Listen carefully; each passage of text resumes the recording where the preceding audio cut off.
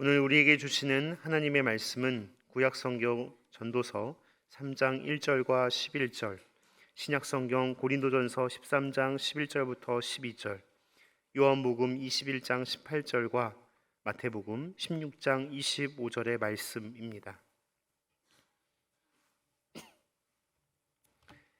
이제 제가 하나님의 말씀을 봉독하겠습니다. 범사에 기한이 있고 천하만사가 다 때가 있나니 하나님이 모든 것을 지으시되 때를 따라 아름답게 하셨고 또 사람들에게 영원을 사모하는 마음을 주셨느니라. 그러나 하나님이 하시는 일의 시종을 사람으로 측량할 수 없게 하셨도다. 내가 어렸을 때에는 말하는 것이 어린아이와 같고 깨닫는 것이 어린아이와 같고 생각하는 것이 어린아이와 같다가 장성한 사람이 되어서는 어린아이의 일을 버렸노라. 우리가 지금은 거울로 보는 것 같이 희미하나 그때에는 얼굴과 얼굴을 대하여 볼 것이요 지금은 내가 부분적으로 아나 그때에는 주께서 나를 아신 것 같이 내가 온전히 알리라. 내가 진실로 진실로 내게 이르노니 내가 젊어서는 스스로 띠띠고 원하는 곳으로 다녔더니와 늙어서는 내 팔을 벌리리니 남이 내게 띠띠우고 원하지 아니하는 곳으로 데려가리라. 누구든지 제 목숨을 구원하고자 하면 잃을 것이요 누구든지 나를 위하여 제 목숨을 잃으면 찾으리라. 아멘. 사랑하는 성도 여러분, 하나님께서는 우리에게 단 한 번뿐인 소중한 인생을 선물해 주셨습니다. 그러면 우리는 어떻게 하면 하나님께서 선물로 주신 인생을 하나님의 뜻에 합당하게 잘 살아갈 수 있을까요? 그것은 하나님께서 우리 인생을 바라보시는 바와 같이 동일하게 우리도 우리의 인생을 바라볼 때 가능합니다. 미국의 영성가 파커 팔머에 따르면 인류가 농경사회에서 살 때는 삶의 틀을 계절로 볼 줄 알았다고 합니다. 반면 인류가 공업사회를 살게 되면서부터는 삶을 인위적으로 만들어갈 수 있는 대상으로 취급하게 되었다고 합니다. 농경사회에서 자란 아이들은 아기가 어떻게 태어났는지 이렇게 물어봅니다. 아기는 어떻게 자라나요? How does a baby grow? 라고 묻는 반면 공업사회에서 자란 아이들은 이렇게 질문한다고 합니다. 아기는 어떻게 만드나요? How do you make a baby? 라고 묻는답니다. 농경사회에서 계절에 따라 농작물들이 씨앗이 심기우고 싹을 틔우고 열매 맺으며 자라는 것을 보았기 때문에 모두가 함께 자란다는 grow, 성장 이미지를 사용하지만 공업사회에서는 인간이 만든다는 make 이미지를 주로 사용한다는 거죠. 그래서 인간은 시간을 만들고 make time, 친구를 만들고 make friends, 의미를 만들고 make meaning, 돈을 만들고 make money, 생활을 만들고 make living, 심지어 사랑도 만든다고 생각합니다. make love. 공업사회적인 사고를 하며 사는 인간은 세상의 모든 것을 단지 원료 취급을 하고 자신이 원하는 종류의 인생을 얼마든지 만들어낼 수 있다는 교만에 빠지게 되는데요. 그 결과 인생에서 어두움 없는 밝음만을 원하고 고난 없는 영광만을 원하며 실패 없는 성공을 추구하게 되면서 만일 그에 미치지 못하게 될 경우에는 심한 자책감과 실패감에 젖게 된다는 것이죠. 그러나 농업사회에서의 관점으로 인생을 바라보면 우리 인생은 끊임없는 계절의 순환과 같기 때문에 빛이 있으면 어둠도 있고 이득이 있노라면 손실이 있을 수도 있고 투쟁과 기쁨이 어우러지는 것을 자연스럽게 받아들이면서 그 안에서 성장을 향할 수 있다는 것입니다. 이처럼 인생을 계절의 순환으로 비유하는 관점은 우리가 하나님께서 인생을 바라보시는 것처럼 볼 수 있도록 도와줍니다. 그래서 우리는 올해 들어 인생의 사계절 시리즈 말씀을 각 계절의 시기 때마다 나누어 왔는데요. 특별히 오늘은 2부 예배 때 임직식이 있었습니다. 교회는 장로, 안수집사, 권사를 만들어내는 것이 아닙니다. 교회 공동체 안에서 우리와 함께 꾸준히 성장해 온 분들을 하나님과 교회와 성도님들을 섬길 분으로 세우는 것이고 임직을 받는 분들과 우리 모두는 영혼의 계절들을 지나며 앞으로도 계속 함께 성장해 갈 것입니다. 잠시 각 계절에 대한 복습을 해보겠는데요. 여러분, 봄은 어떤 계절이라고 했습니까? 봄은 모든 영적 여정의 시작점으로 이 시기에는 무엇보다 사랑으로 충만히 채워져야 하는 때입니다. 인생의 봄날에는 자신을 희생하고 권리를 포기하기보다는 필요한 것들을 갖추고 실력을 키우며 자신을 살찌워야 하는 시기입니다. 그래야 나중에 이웃들에게 베풀고 나눠줄 수 있기 때문이죠. 그래서 하나님께서는 성경의 인물들을 부르셨을 때 그 어떤 사명을 맡기시기 전에 먼저 사랑으로 가득 채워주시곤 하셨습니다. 그 다음 여름은 어떤 계절입니까? 봄이 꿈꾸는 계절이라면 여름은 꿈을 실현하는 계절이고요. 가을이 열매를 완성하는 계절이라면 여름은 열매를 만들어가는 계절입니다. 따라서 인생들은 여름이라는 계절에 꿈을 실현하고 열매를 맺기 위해서 여러 가지로 힘써 애를 써야 되는데요. 바람이 불어도 씨를 뿌리러 나갈 수 있어야 되고요. 비가 곧 올 것 같아도 열매를 거두러 나가며 모험을 할 수 있어야 하는 시기입니다. 그 이유는 하나님께서 만사를 어떻게 성취하는지 우리가 알 수 없기 때문입니다. 어느덧 가을이 저물어 가고 있는데요. 여러분, 가을은 어떤 계절입니까? 여름이 열매를 만들어가는 계절이라면 가을은 열매가 완성되는 계절입니다. 인생의 봄날, 사랑을 많이 받고 갖출 것을 충분히 갖추었기에 이제는 겸허하게 내려놓을 수 있게 된 시기가 가을이고요. 인생의 여름에 열매를 맺기 위해 바람이 불어도 씨를 뿌리고 비가 올 것 같아도 거들어 나갔었기 때문에 이제는 더 이상 그렇게 할 타이밍이 아니라는 것을 받아들일 수 있는 시기가 바로 가을입니다. 또한 가을은 이전에 알지 못했던 사건의 의미를 밝히 알게 되는 시간이기도 하죠. 그런데 놀랍게도 모든 결과를 겸손히 받아들이는 순간 하나님께서는 열매를 완성시켜 주십니다. 인생의 가을은 그렇게 나의 욕망을 내려놓고 주님께서 손에 꼭 쥐어주시는 것을 겸허히 받아들이는 계절입니다. 그런데 여러분, 영적 성장은요, 일직선으로 상승하는 것도 아니고요. 그렇다고 해서 완만한 곡성도 아닙니다. 영적 성장은 신비롭게도 계속되는 나선형으로 진행되는데요. 그래서 봄, 여름, 가을, 겨울 이 영적 계절들은 일회적으로 지나가 버리고 마는 것이 아니라 또다시 우리에게 찾아오곤 합니다. 사랑하는 성도 여러분, 여러분은 지금 어디까지 도달하신 것 같습니까? 봄에 머물러 계십니까? 여름 가운데 계십니까? 아니면 가을이십니까? 그러면 오늘 인생의 사계절 중에 겨울은 어떤 계절일까요? 여러분, 예수님께서 십자가에 돌아가시기 직전 마지막 일주일 동안 하신 일이 무엇인지 아십니까? 예수님께서는 공생의 3년 동안 3대 사역을 했는데요. 이것은 마태복음에 기록되어 있습니다. 예수님께서는 가르치시고 병자를 고치시고 선포하시는 3대 사역을 참으로 쉼없이 감당하곤 하셨습니다. 그런데 그때에 비하면, 공생애에 비하면 마지막 일주일 동안에는요, 예수님은 거의 아무 일도 하시지 않았습니다. 성전을 청결케 하시고 제자들과 성만찬을 나눈 일 외에는 병자를 치유하신 일도 없었고요. 그 어떤 기적도 행하시지 않았습니다. 그럼에도 불구하고 영성과 헬리나우에는 예수님께서 마지막 일주일 동안 거의 아무 일도 하지 않으므로 가장 많은 일을 하셨다고 역설했습니다. 거의 아무 일도 하지 않으므로 가장 많은 일을 행하셨다. 참 역설적인 표현이죠. 왜냐하면 예수님께서는 마지막 일주일 동안 하나님께서 계획하시고 뜻하신 바가 자신에게 온전히 이루어지도록 고스란히 순종하시고 협조해 드렸기 때문입니다. 자연계의 사계절 중에 겨울은 봄, 여름, 가을에 비하면 가장 춥고 눈이 오고 얼음이 얼어서 아무것도 할 수 없을 것 같아 보이는 계절입니다. 우리 인생에도 겨울이라는 계절이 올 때가 있는데요. 봄, 여름, 가을은 능동적으로 활동할 수 있는 계절이라면 겨울은 철저히 수동적이 되는 계절입니다. 호흡으로 비유하자면 봄, 여름, 가을은 숨을 들이쉬는 들숨의 계절에 가깝습니다. 숨을 들이마시면 어떻게 하게 되죠? 뭔가 힘을 내서 뭘 능동적으로 하고 싶어지는 때이죠. 그러나 겨울은 숨을 내쉬는 날숨의 계절이에요.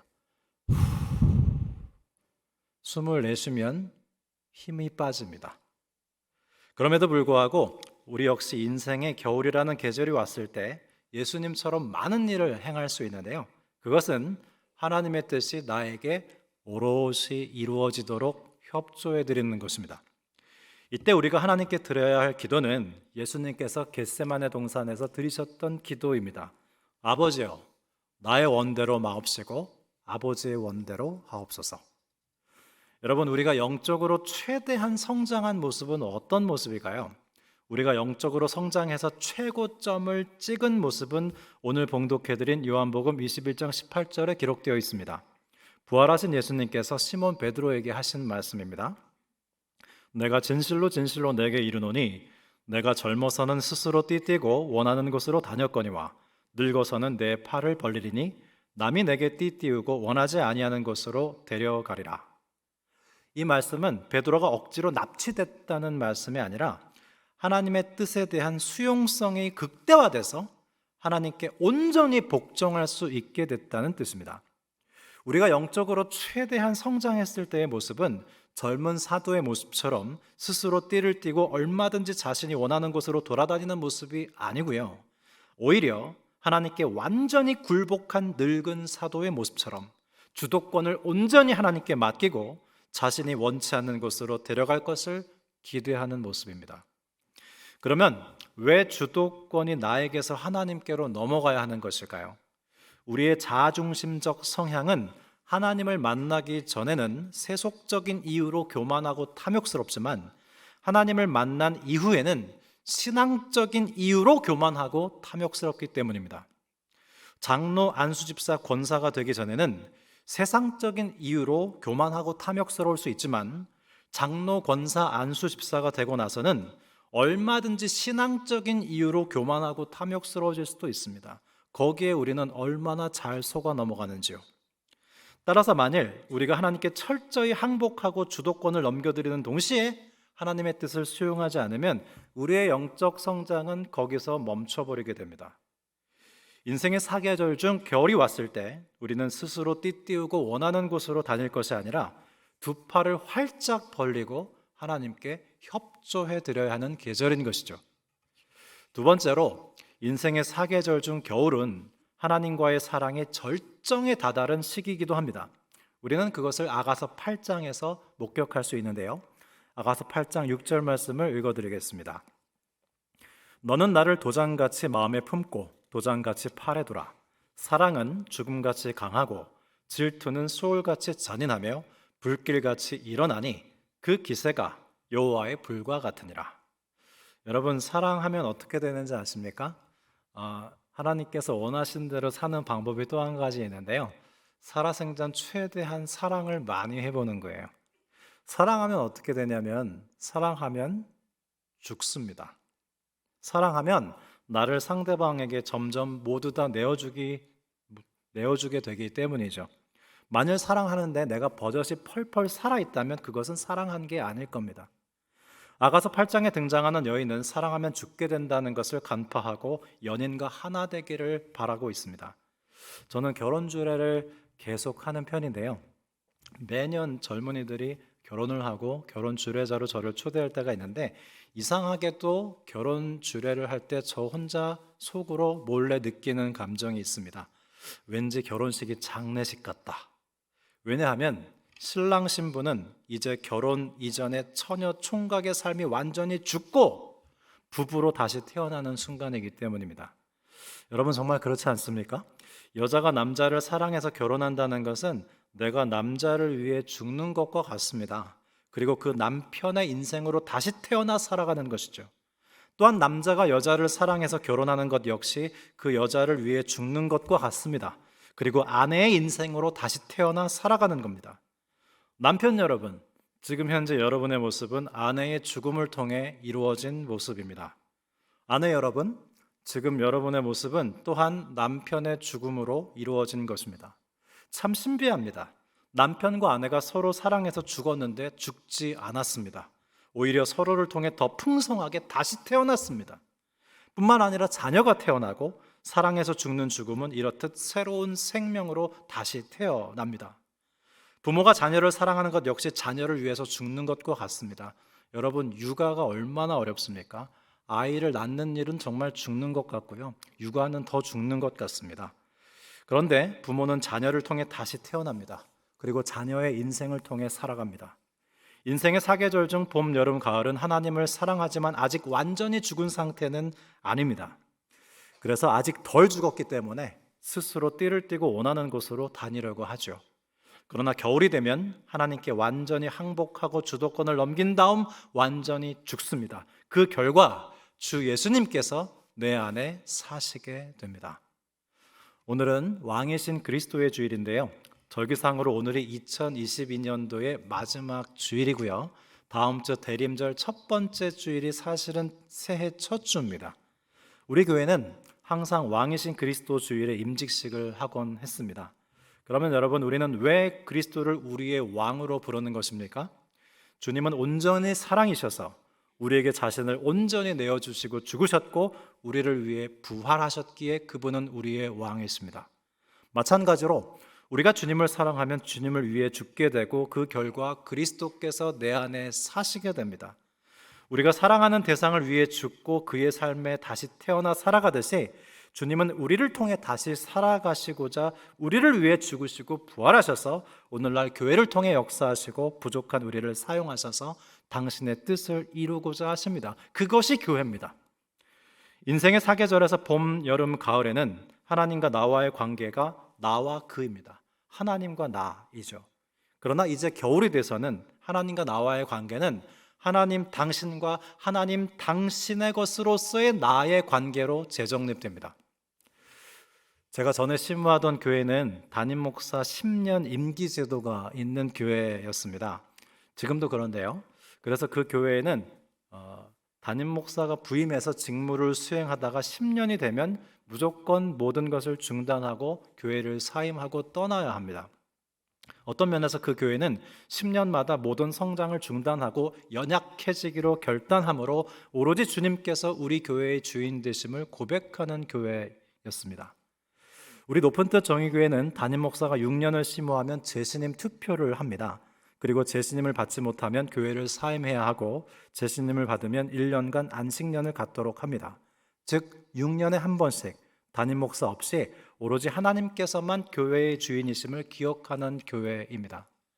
저는 왜 하나님께서 저를 이런 교회들로만 부르시는지 그 의미를 아직도 모르겠습니다.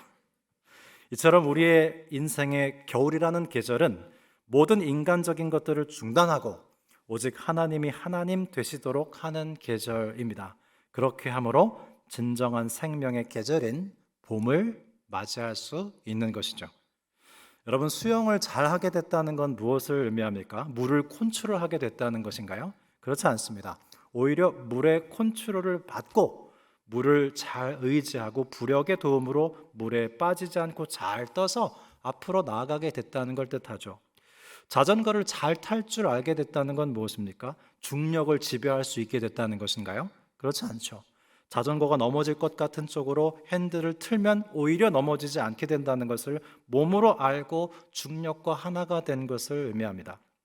자동차 운전을 잘하게 됐다는 건 뭘 뜻하죠? 앞으로 쌩쌩 달릴 뿐만 아니라 모두의 안전을 위해서 속도를 줄일 줄 알고 멈춰야 할 때 멈추며 신호와 규칙을 준수할 수 있게 되었다는 걸 뜻합니다. 마찬가지로 인생의 겨울이 되었다는 것은 하나님을 알고 나의 나됨을 알아 하나님께서 하나님 되시게 하고 나 자신을 더욱 하나님께 잘 맡겨드리게 되었다는 걸 뜻합니다. 우리는 흔히 아무 매개 없이 곧장 하나님께 직통 계시를 받아 하나님의 뜻에 도달할 수 있다고 생각하는 경향이 있는데요. 분명 하나님을 만나는 방법엔 두 가지가 있습니다. 어떤 매개를 통해서 하나님을 만나는 경우가 있고요. 매개 없이 하나님을 직접 만날 수도 있습니다. 그러나 건전한 신학일수록 매개가 없는 것보다 매개가 있는 것을 보다 안전한 것으로 봅니다. 우리가 지난 2주간 매일 새벽 요한일서 말씀에서 본 것처럼 요한일서 당시 가연설 이단이 출연했는데요. 그 이단들은 예수 그리스도께서 육체로 오셨다는 성육신의 진리를 인정하지 않았습니다. 즉 매개를 인정하지 않은 거죠. 직통한다는 겁니다. 대부분의 이단은 하나님과 우리 사이를 이어주는 예수 그리스도라는 매개를 인정하지 않습니다. 저는 오늘 임직식 때 정의교회 역사상 처음으로 안수위원을 목회자로만 구성하지 않고 은퇴 장로님 한 분을 세웠습니다. 이 아이디어는 제가 처음 떠올린 것은 아니었고 시무 장로님들 중 몇 분이 지나가는 말로 은퇴 장로님도 한 분 안수위원으로 참여하면 좋겠다는 말씀을 하셨습니다. 적극적으로 저한테 권하지도 않으셨고 강요하지도 않으셨습니다. 저는 처음에 정의교회에 지나온 역사와 전통을 봤을 때 한 번도 그런 적이 없었기 때문에 목회자들로만 안수위원을 구성해야겠다는 생각을 했었습니다. 그러나 기도하는 가운데 하나님의 뜻이 시무장로님들이라는 매개를 통해 나타날 수도 있다는 생각을 하게 됐습니다. 성도 여러분, 우리 높은 뜻 정신 중에 성경적 민주정치가 있는데요. 성경적 민주정치가 도대체 무엇일까요? 나와 의견이 다른 상대방을 통해서도 하나님의 뜻이 나타날 수도 있다는 것을 서로 인정하는 것이 아닐까요? 오늘 임직을 받으신 장로, 안수집사, 권사님들께 저는 다음과 같은 당부를 드렸습니다. 시무를 하다 보면 의견이 합해지기보다는 갈라질 때가 많아요. 임직자가 아닌 우리도 마찬가지죠. 서로 내 의견만 옳다고 주장하면 충돌하며 하나 될 수가 없습니다. 교회 화평이 있을 수가 없죠. 그때 상대방이라는 매개를 통해서 하나님의 뜻이 나타날 수 있다는 것을 인정하는 성숙함이 우리 모두에게 있길 바랍니다. 장로님의 견해가 하나님의 뜻에 가까울 수도 있고 기도 많이 하시는 권사님의 뜻이 하나님의 뜻에 가까울 수도 있죠. 봉사 열심히 하시는 안수집사님의 의견이 하나님을 더 기쁘시게 할 수도 있습니다. 단 어느 한편이 다른 한편에게 내 뜻이 가장 하나님의 뜻에 가깝다고 요구하면 안 되겠습니다. 서로가 서로에게 마음을 활짝 열고 하나님의 뜻을 드러내는 매개의 통로임을 서로에게 인정할 때 우리는 비로소 성경적 민주정치를 실현할 수 있지 않을까요? 우리 인생의 사계절 중에 겨울을 맞이하여 형제 자매의 밝게 웃는 얼굴 속에서 하나님의 뜻을 찾는 성숙함이 우리에게 있기를 간구하며 하나님께서 우리에게 주신 봄, 여름, 가을, 겨울의 인생의 사계절이 우리의 왕이신 예수 그리스도를 닮아가는 그리스도의 계절이 되기를 소망합니다. 기도드리겠습니다. 하나님 아버지 감사합니다. 우리 인생에 봄, 여름, 가을, 겨울을 주시고 때와 기한을 따라 하나님을 닮아가게 하시니 감사를 드립니다. 인생의 계절이 무르익어 겨울이 되었을 때 나의 원대로 마옵시고 아버지의 원대로 하옵소서. 그리스도이신 예수님의 이름으로 기도드립니다. 아멘.